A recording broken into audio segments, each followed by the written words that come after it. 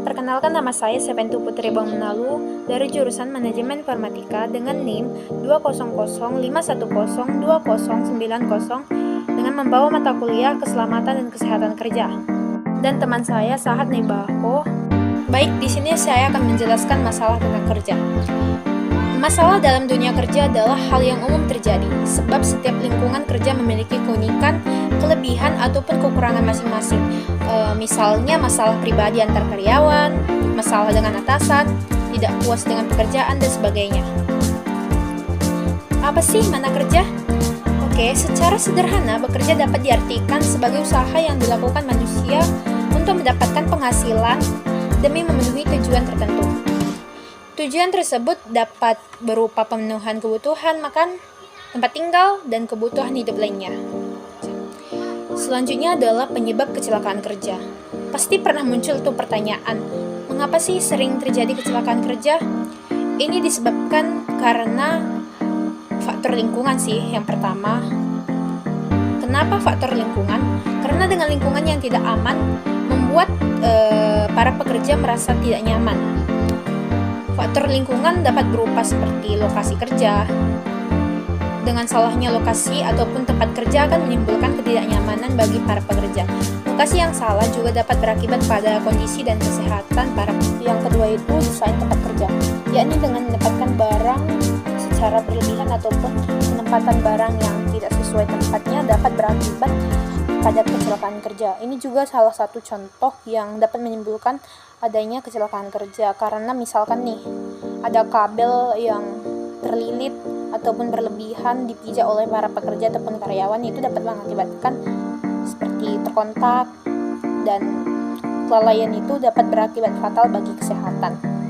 Selanjutnya adalah penerangan. Dengan baiknya suatu penerangan pada sebuah ruangan, apalagi pada ruangan tertutup, akan memudahkan para pekerja untuk menyelesaikan masalah ataupun pekerjaan mereka. Jadi kalau dalam ruangan itu penerangannya redup ataupun tidak baik, itu dapat membuat kelalaian ataupun hal-hal yang tidak diinginkan terjadi, seperti menendang sesuatu yang kuat yang dapat mengakibatkan cedera pada kaki ataupun hal lainnya.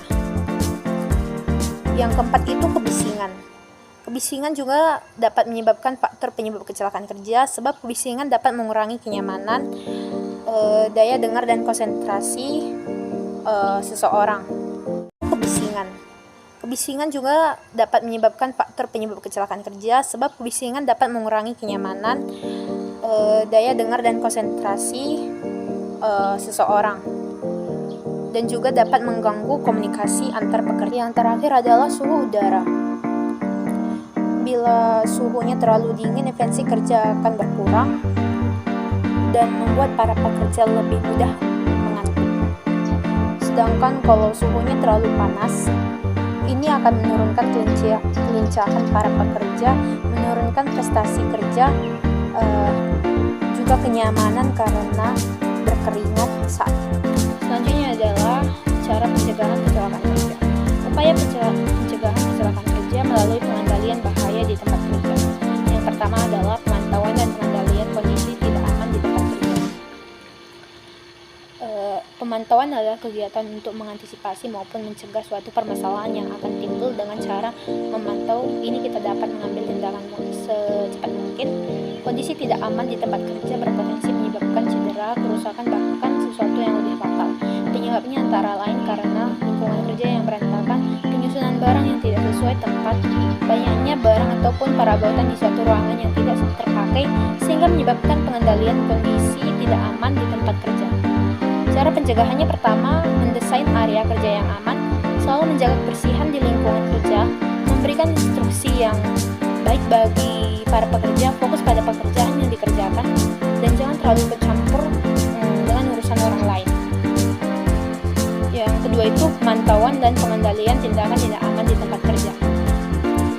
Tindakan tidak aman adalah suatu hal yang sering dilakukan oleh pekerja, seperti membuang sampah sembarangan, bekerja sembari bercanda, tidak melakukan prosedur kerja dengan baik, dan mengerjakan pekerjaan yang tidak sesuai dengan skill ataupun keterampilan masing-masing. Tindakan tidak aman ini dapat terjadi karena tidak adanya peringatan, pengamanan, dan aturan di tempat kerja.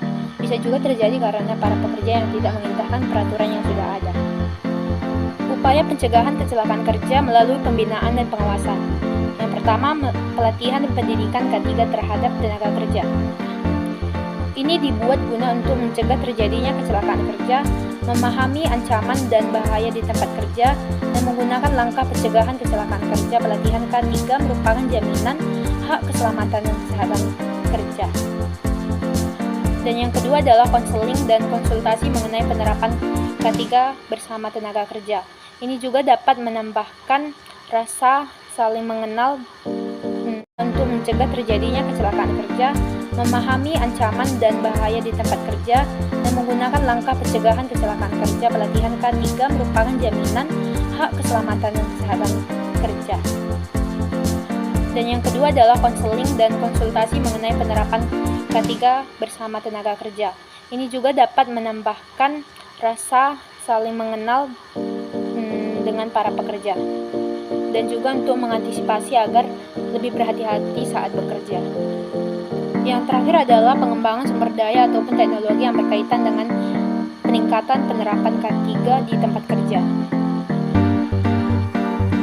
Upaya pencegahan kecelakaan kerja melalui sistem manajemen, prosedur dan aturan K3 di tempat kerja, penyediaan sarana dan prasarana K3 dan pendukungnya di tempat kerja, penghargaan dan sanksi terhadap penerapan K3 di tempat kerja kepada tenaga kerja.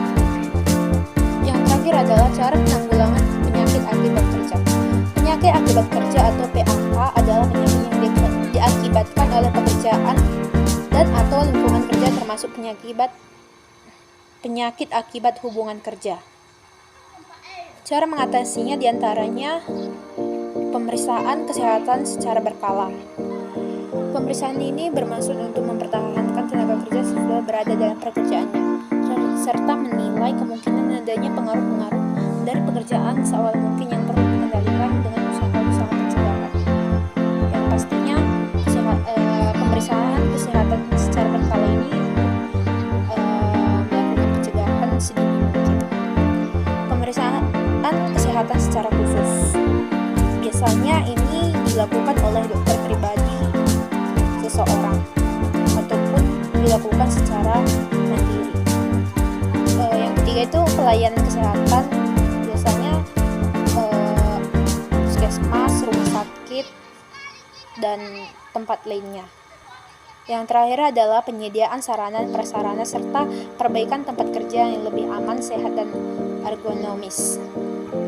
Dengan adanya sarana dan prasarana akan mempermudah ataupun menambah fasilitas dalam sebuah tempat pekerjaan.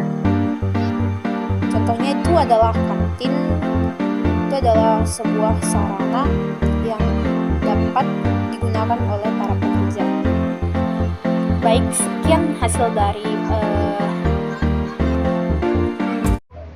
Baiklah, saya akan melanjutkan menjelaskan tentang ventilasi ruangan dan pengaturan suhu. Apa yang dimaksud dengan ventilasi ruangan dan pengaturan suhu itu?